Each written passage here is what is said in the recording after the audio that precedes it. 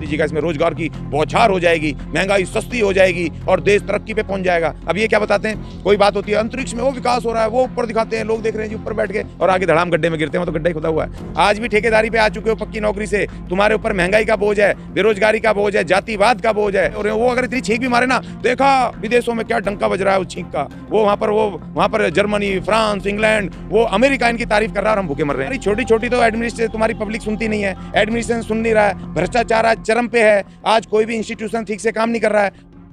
पहला भारत का पहला दलित प्रधानमंत्री शपथ लेगा और पुराने बाबा साहब के संविधान से इस तरह की ये उम्मीदें बढ़ चुकी हैं। 10-12% वोट से नहीं पापा, ये तो वोट परसेंट घटते बढ़ते रहते हैं। जब बहन जी जीती थी तब 35% वोट था, 37% वोट था। तो इसलिए ये तो मौजूदा वक्त तो चला गया, मौजूदा वक्त, अब नया वक्त आने वाला है। देखिए जो हवा चलती है, बार बार कहता हूं कि जब हिंदूवाद की हवा चल रही थी, बीएसपी की, बीजेपी की हवा चल रही थी, जिन्होंने माहौल बना दिया था, मोदी मोदी चिल्ला रहे थे। अब कहीं सुन रहे हो नारे?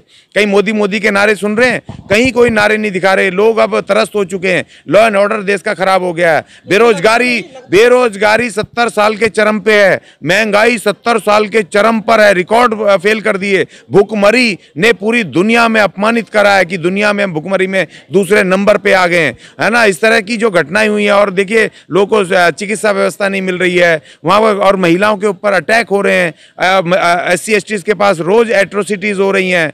तो इस तरह की जो घटनाएं हो रही हैं बहुत भयंकर हो रही हैं। इसलिए बहन जी को सबका पता है शासन कि लॉ एंड ऑर्डर के नाम पे बहन मायावती से ज़्यादा सशक्त एक प्रबल जो लीडर है पूरे देश में कोई नहीं है।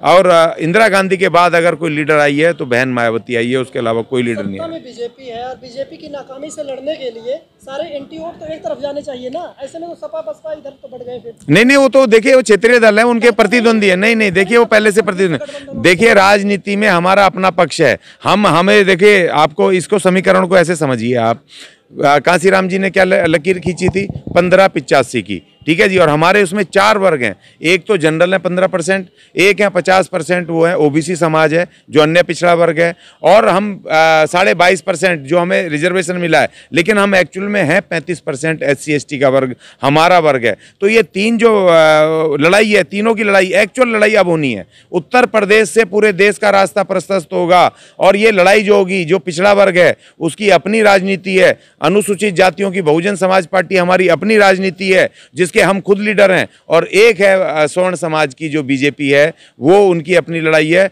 और कांग्रेस कहीं ना कहीं बीच में वो BSP बहन जी को समर्थन करेगी, क्योंकि राष्ट्रीय स्तर पे जो कांग्रेस को कुछ राज्यों में उसको 100 से ज़्यादा सीटें मिलनी हैं, और उसके साथ साथ शिवसेना और वो वहाँ पर शरद पवार का गठबंधन, वहाँ NCP गठबंधन वो सपोर्ट करेगा। उधर से वहाँ से आपका जो ये वो पार्टी है उसकी तमिलनाडु में जो पार्टी है स्टालिन की, वो मदद करेगी। इधर से ममता बनर्जी सपोर्ट करेगी, उधर से RJD से वो RJD नीतीश कुमार गठबंधन सपोर्ट करेगा।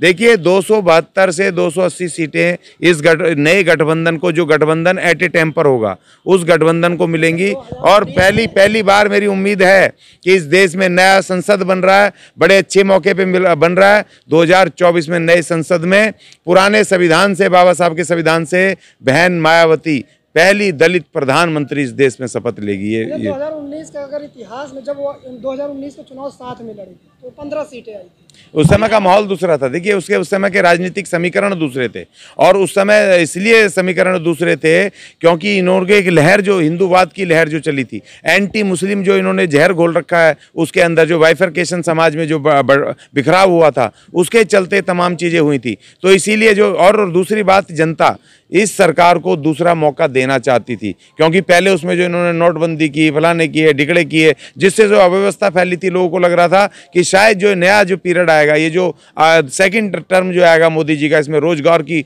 बौछार हो जाएगी, महंगाई सस्ती हो जाएगी और देश तरक्की पे पहुंच जाएगा। अब ये क्या बताते हैं, कोई बात होती है अंतरिक्ष में वो विकास हो रहा है, वो ऊपर दिखाते हैं, लोग देख रहे हैं जी ऊपर बैठ के, और आगे धड़ाम गड्ढे में गिरते हैं। वो तो गड्ढा ही खुदा हुआ है, क्योंकि उनके विकास अंतरिक्ष में हो रहे हैं, विदेशों में हो रहे हैं। वो अगर इतनी छींक भी मारे ना, देखा विदेशों में क्या डंका बज रहा है उस छींक का, वो वहाँ पर जर्मनी, फ्रांस, इंग्लैंड, वो अमेरिका इनकी तारीफ कर रहा है और हम भूखे मर रहे हैं, हम बेरोजगार हैं, हम तकलीफ में हैं, हमारी बहन बेटियों के साथ रोज आए दिन कोई तेजाब डाल रहा है, कोई कुछ कर रहा है, और हमारे SC/STs के ऊपर एट्रोसिटीज़ हो रही हैं, लॉ एंड ऑर्डर जीरो हो गया, बेरोजगारी चरम पे है, महंगाई चरम पे है, अव्यवस्था फैली हुई है। मैं तो इनको ये सिर्फ कह रहा हूँ, मैं मोदी जी को सिर्फ एक चुनौती दे रहा हूँ कि दिल्ली के किसी ऑटो ड्राइवर को वहाँ ऑटो में बैठ के उनको बोल दे कि भाई तू मीटर डाउन कर ले अपना।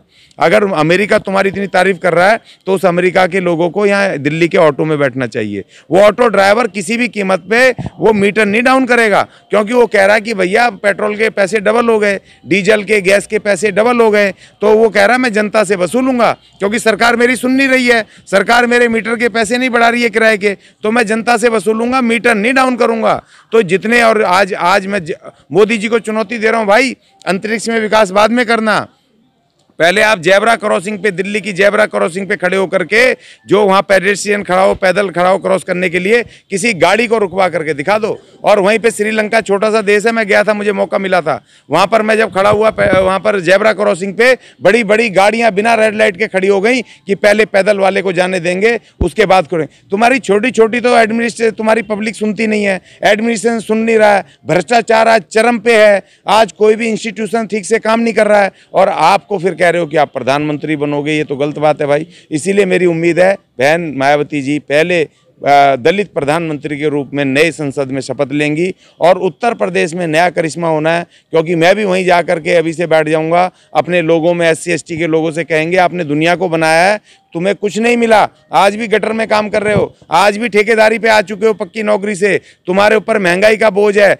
बेरोजगारी का बोझ है, जातिवाद का बोझ है, तुम्हारे ऊपर एट्रोसिटीज हो रही हैं, तुम्हारी पुलिस नहीं सुनती, प्रशासन न्याय नहीं मिल रहा,